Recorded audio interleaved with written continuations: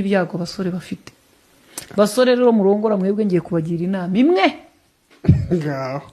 Nurambagiza umukobwa ukamukunda, uzakunda uko atekereza, ibyo avuga, ibitekerezo bye.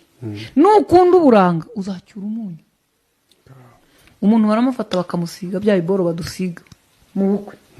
Bakamusiga n'ingoyi bakazitera akabirinduka. Rimwe nzaza hano nisize kujya mubona ukuntu harimo itandukanye. Nzajya mu mujyi bansige. Nze hano.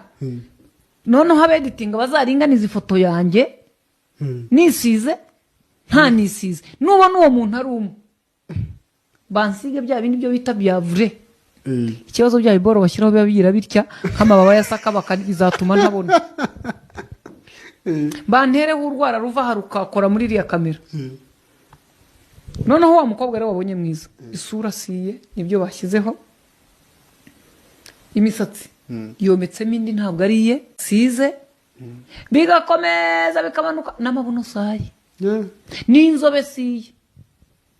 Byose biramaditse. Hanyuma ubwo ubaye warakunze amabuno se yagera mu rugo akaza cyambaye bugaki imvura ikagwa akacyanika n'icyuma. Ubwo amabuno wari kujya mu birori. Ubwo amabuno wari warambagijwe cyayabonye.